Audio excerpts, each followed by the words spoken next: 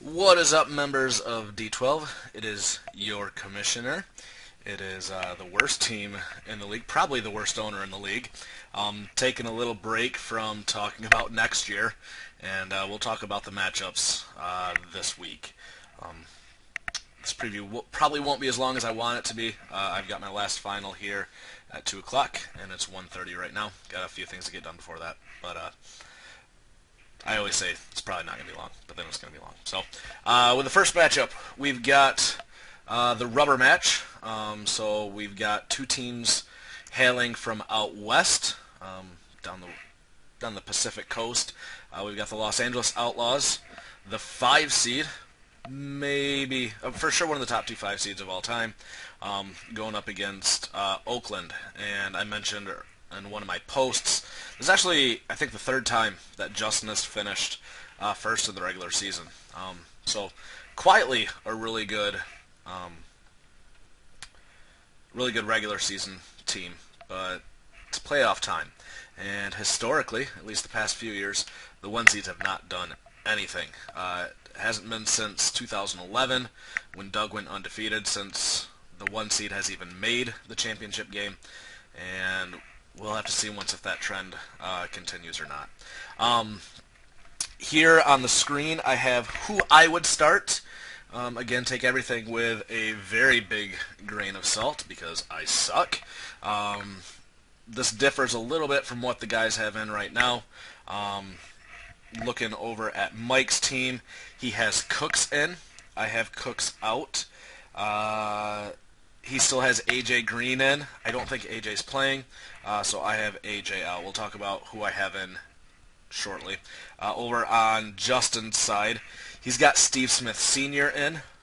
I've taken him out, and I think that's the only change that I made over on his side. So for the quarterbacks, Drew Brees going up against playing at Arizona. Kirk Cousins playing on Monday night home against Carolina. Carolina has quit on the season. Cousins has been playing fantastic. It's not even a question for Mike to play Cousins over Cam at this point. I'm going to give the slight nod to Cousins here. He's playing a little bit better than Brees. Brees has to go into Arizona. Now both Arizona and Carolina have quit on their coaches this season. I think Arizona's defense is a little bit better. I don't think Luke Kuechly, not Lance Kuechly, or whatever I called him a couple weeks ago. I don't think Kuechly's playing, so I'm going to give the decent size edge to Cousins at quarterback. If we look at the wide receivers, we've got Mike Evans, Demaryius Thomas, and Alshon Jeffrey coming off of his 4-game suspension, going up against Michael Crabtree, Doug Baldwin, and I have Tyler Boyd actually as Justin's wide receiver 3. AJ Green is questionable right now. Looks like he might be a full-blown GTD, game time decision. If AJ doesn't go, it could be Boyd that has a big week this week for Cincinnati. They're at home against Pittsburgh this week. Going to need to keep pace with Pittsburgh, and Boyd could be in line for a huge day. Now, if AJ's playing, probably move Boyd out of the lineup, probably move Steve Smith Sr. back in, but I don't think Green is playing, so I got Boyd as his wide receiver 3. Doesn't really matter who Justin puts here. It doesn't really matter if AJ Green is out. Huge advantage to the Outlaws at the wide receiver position. Mike Evans, probably the number 2 wide receiver in the league behind Antonio Brown. He's coming up shortly. Demaryius has actually been playing pretty well of recently. It's how it's always been for the past few years in Denver. It's the Demaryius and Sanders show. Not necessarily hitting pay dirt, but definitely getting the receptions. Alshon Jeffrey, he's back after his 4-game suspension. He's been practicing extra with Matt Barkley this week. The Chicago receivers that were filling in, dropping TD passes on the reg. So Alshon could be a huge play in his first game back. Over on Justin's side, Michael Crabtree, He's got a banged up finger. Derek Carr has a banged up finger. More on him later. And I watched that Thursday night game last week between Oakland and Kansas City, and I was just not impressed. Always needing to play from the shotgun. Derek Carr's finger really looked like it was bothering him. Crabtree suffered because of it. Now it is going to be 10 days later. Maybe that time off will help both of those guys. Crabtree is questionable. They say he's going to play, though. Baldwin hasn't performed like he did last year, but that's Justin's best option to throw out there. And then I've already talked about Boyd. So advantage Mike at quarterback and a huge advantage at wide receiver to Mike. Then it flips here at running back. Ezekiel Elliott, surefire rookie of the year. Some MVP buzz for Zeke as well. And Carlos Hyde going up against DeMarco. And then Faro. And I don't even know what Faro's first frickin' name is off the top of my head. Actually, I can look here a minute. It starts with K. Kevin or Keith is my guess. Mike outbid me by $1 on Faro. I could have bid a little bit less on Gresham and gotten Faro to get out of the anti-playoffs. But regardless, who would have thunk, 10 weeks ago that Mike would be struggling to find good running backs? Faro is probably his second best running back play this week. Gurley sucks. Who else has he got riding his bench here? Jeremy Hill could be an insert here with Gio out, but Faro is it's gonna be a volume thing for Faro. Kenyon Barner, Matt Asiata, Ty Montgomery. Yeah, it's Faro is who I would play there. But I'm going to give a huge advantage to Oakland at the running back position.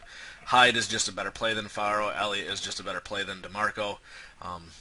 Derrick Henry is eating into DeMarco's carries the past few weeks. I think DeMarco's had his worst 2 weeks of the season the last 2 weeks, or 3 of the 5 last weeks. I don't know. So he's fallen off a little bit. So large advantage to Oakland. At the flex positions, tight end. Advantage Oakland here ever so slightly. Graham has actually been playing better than Olsen, except for last week. Olsen had a decent bounce-back week last week, and Graham had a subpar week. But prior to that, Graham is just blowing Olsen out of the water. I'm actually playing both of these guys if I'm Mike. And, but neither one of these guys is quite as good as Kelsey is. Kelsey, 4 straight 100-yard games. He's not reaching the end zone, but anytime that you can get over 100 yards, and he's had 7 or 8 catches on average throughout these weeks. Kelsey, big advantage over either Graham or Olsen. At the flex positions, we've got Olsen and Tyrell over Fitzgerald and the Muscle Hamster. I'm going to give the advantage here again to Mike. Fitzgerald not performing well. My wife's calling me. Decline. He's old. Arizona sucks. Justin could put Steve Smith Sr. back into this spot. I don't know. Tyrell, between Tyrell and Dontrell out in San Diego. Rivers is going to sling it all over the place, especially with Faro back there, a relative unknown. Faro's still going to get his opportunities, but Rivers is going to throw, and it's Tyrell and it's Dontrell. A little bit of Hunter and Gates mixed in there, but I expect a big week out of Tyrell here. Martin going up against Dallas on Sunday Night Football this week. My Buccaneers. I'm hoping for the big things for Martin because I have him in basically every other league that I'm in. I don't necessarily see it, though. So I like Olsen much better than Fitzgerald. I like Tyrell much better than Martin. Elliott is going to have to go for like 50 points for Oakland to extend their winning streak to 2 games over Mike. I got Mike pretty big here, like 160 to 135. On to the next matchup. This is a rematch from one of the Nextel Impact matchups of the week. I only remember that because it was the header of our Facebook page there for a minute. And we've got Austin, who's not going to see this at all, going up against Carolina, whose owner really, really likes to shoot the basketball. His usage rate last night was off the charts, and that's not meant as a compliment. You did destroy me in the 2-point range, but man, you chucked up a lot of shots last night. Anyway, let's get into it. We've got Derek Carr. I've talked about him before. He's got an injured pinky. Yahoo still really likes him. The CBS guys still really like him. They've got a pretty good matchup going up against San Diego. So you got to start Carr over Roethlisberger. Andrew Luck and Phillip Rivers. Flip a coin. Who do you want to throw in there? I would lean Luck just because Jordan is throwing out Hilton as well. And then you got the quarterback-wide receiver combination. Every time Hilton scores, bam. That's 10 points plus the reception plus the yards. I don't trust Carr and his finger this week. I'm going to give... I'm going against Yahoo. I'm going against CBS, my fantasy Bible. I'm actually going to give a slight advantage to Jordan on this one. For wide receivers, Jordy has actually been playing better than Antonio. I know Antonio is the best wide receiver in terms of PPR. It's getting a little bit colder in Pittsburgh. Pittsburgh is at Cincinnati, so it's going to be a little bit of weather there, although Jordy's playing at Chicago, so I guess that doesn't really matter. I like Jordy a little bit better than Antonio right now. Aaron Rodgers has been playing really, really, really, really well. So whatever, 1A, 1B. And that's a pretty big drop-off to Landry. The quarterbacks in Miami just are not getting it done. He's seen a huge drop-off in his production recently. But anytime that you can throw out Jordy and Antonio, you're doing okay. Over on Carolina side, I already talked a little bit about Hilton. He's been playing fantastic. Tyreek is Kansas City's playmaker. Kelsey is getting a lot of yards. Tyreek is getting into the end zone and getting a ton of yards, and maybe he'll return a kick for a touchdown this week. And then we've got Edelman, who Patriots are missing Gronkowski. Edelman has seen a little bit of an uptick in his usage of recent. Hilton, Tyreek, and Edelman can't really hold a candle to Jordy, Antonio, and Landry. So huge advantage to Austin. And then the script completely flips here. We've got David Johnson and Le'Veon Bell, the two best running backs. Apologies to Elliott. But these guys are each averaging, I think they're averaging over 25 points a game apiece. So that's 50 points week in and week out that Carolina's getting from their two running back positions. Shoot, they got 50 just out of Le'Veon last week. And this is where Doug's team starts to fall apart. Doug has Tevin Coleman, TJ Yeldon, LeGarrette Blount, and Mark Ingram as his four running backs. Pick three of those four. It doesn't really matter. Carolina is going to run away with the running back position here. At tight end, we got a little bit of a coin flip. Reed has been injured. He has played, hasn't really performed the same as prior to his injury. And Kyle Rudolph, who'd have thunk it? I think he's like tight end 6 on the season. Has been playing pretty well. Diggs has kind of fallen off a little bit in Minnesota. Rudolph is picking up the slack there. Quite a few receptions out of Rudolph. Reed isn't completely healthy. I'm going to call this one a wash. These two guys are probably pretty close. Then at the flex positions, we got LeGarrette Blount. Did I talk about Blount before? Rewind the tape. You can figure out if I did. Blount and Ebron against Rawls and Britt. Seattle, no precise. I think Alex Collins is Rawls' backup running back. This is going to be a volume thing, just like Farrow from Mike's team. I expect a big week out of Rawls this week. So Carolina's throwing out 3 running backs that are probably the top 2 plays two of the top three. And Rawls is probably around running back 7 or 8 this week. Running backs are going to have to carry Carolina this week. And then Kenny Britt has been performing quite well, despite how terrible the Los Angeles Rams have been playing.